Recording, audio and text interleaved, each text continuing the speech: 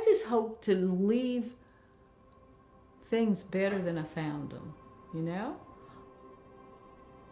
I'm not trying to do anything special other than what I just see as being the right thing. That's all. If I make a difference with one or two people, or preferably more than that, but still, you know, if it's just the things that the exposure that I might provide or the awareness that I might raise, if it just makes a difference with a few people. But ultimately, we're going to have to learn to live together. I don't know that it was anything deliberate. I guess it just happened. And I never thought of myself as a social activist, actually. I've done some things that could be classified that way. I just saw things that needed to be done or things that needed to be said, and I started saying them and doing them. There's no one catalyst for me. I grew up and I was in Vicksburg, and I did what I could in the civil rights movement. I was pretty young, so everything I did was, I shouldn't say this, but without permission. Well, I don't know that I've brought real exposure as much as perhaps just highlighting or maybe raising awareness. Things that we focused on were things like, well, certainly racism, ageism, sexism, I guess all the isms, various forms of discrimination and prejudice. And it seems like when you think of it, we tend to discriminate on every basis possible. If someone isn't identical to us, then we seem to have a problem rather than learning to know that person or those people or know about them. We just tend to shy away or dislike or do something even worse. I can point out examples of discrimination and effectively respond to them. We can do that when we are being discriminated against ourselves. Yeah. But we don't often do that. We are often unable to do that when someone else is being discriminated against. I know when something hurts my feelings or when I'm offended, but do I know when Dr. Hayes is offended or when someone else is offended? And that's what we're talking about when we're talking about cultural diversity, not just taking care of ourselves, but being sensitive to the emotions and the feelings and the needs of others too. That helps us to get along and communicate in our global community.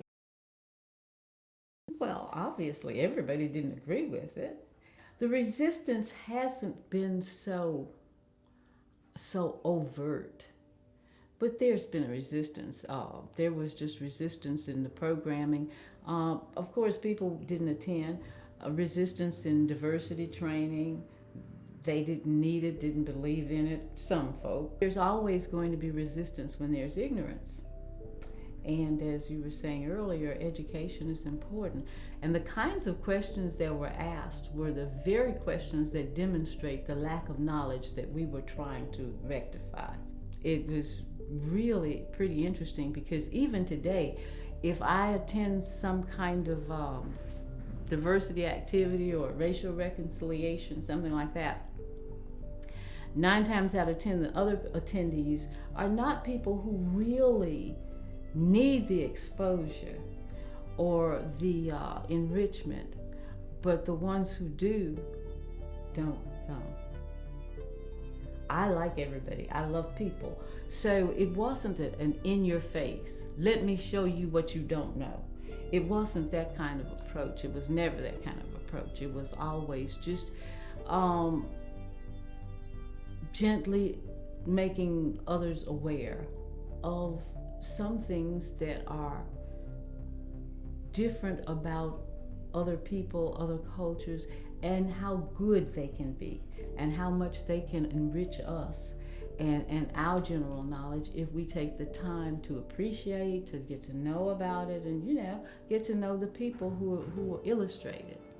Whenever we held any forums, or even now, whenever I do, I don't have to, but I make it a point to just recognize that If you've got two people, you're going to have at least two perspectives, two viewpoints. So if you've got several people, you're going to have lots of different opinions, lots of viewpoints, and we have to respect them all.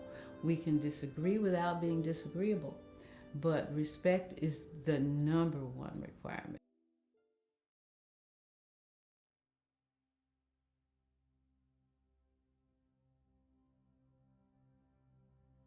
Well, I spent several years as chair of the diversity committee, which is now diversity, equity, and inclusion. And one of my pet projects was the Diversity Champion Award. I used to go to a conference on diversity every year, and all of the schools that would come would talk about their successful programming and their best practices, you know, the things that really worked for them. And then I'd come back and I would make a report on what, you know, what I'd learned. But one of the things that I thought was just really fantastic was the Diversity Champion Award that really highlighted an individual's efforts or department's efforts or even an organization's efforts to actually foster and promote diversity activities, diversity, period. You know, just the whole concept of it. I was either on medical leave with my daughter or I had retired when they actually started presenting Diversity Champion Award. They created it. So my successor over the diversity committee is the one who actually carried it to fruition. Whenever I would talk about it or talk to administration as well, we just don't have the money right now, so I don't know how they got it done, but they did. And so during the end of the Winning the Race conference, they introduced the Diversity Champion Award, and they presented the first one, and they presented it to me and then announced that, and I don't know whether it was Arlene Sanders or Murtis Tabb, but one of the two announced that it would be called the Georgene Clark Diversity Champion Award. And I was, for the first time in my life, I believe, speechless. But I mean, it was quite an honor. It really was, and I was just thrilled about it. But that's how it came about. Hey, I gotta keep this reputation up whole. I can be crying and stuff, but I did. Did a little sniffle here and there. Oh yeah, there was some sniffles. Now, don't you doubt that. There were some sniffles. I was trying to play it off. I probably put my glasses on or something.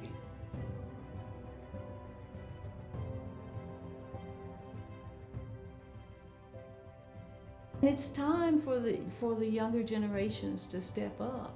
You know, it's their responsibility to make this world a better place. They have to live in it, and they're going to leave it to their children and their children's children. They should take some responsibility for it. But it's going to start with education. They've got to learn about the things they don't know about and realize that they don't know, and that it matters that they don't know. So they need to be curious, they need to be involved, they need to learn to converse with each other, they need to get their heads out of the little screens and talk, learn to communicate with each other.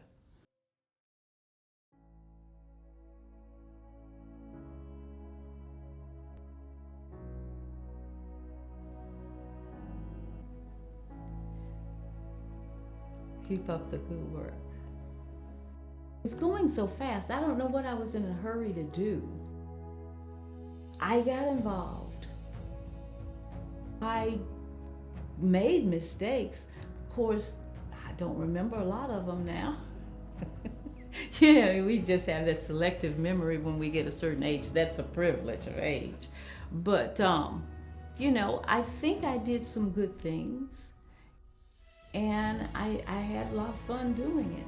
So I don't have any regrets, and I don't have any reprimands. So I just say, way to go, girl. I'm focused right here. I'm doing whatever it is directly. I'm just not into a lot of little superfluous you know what else.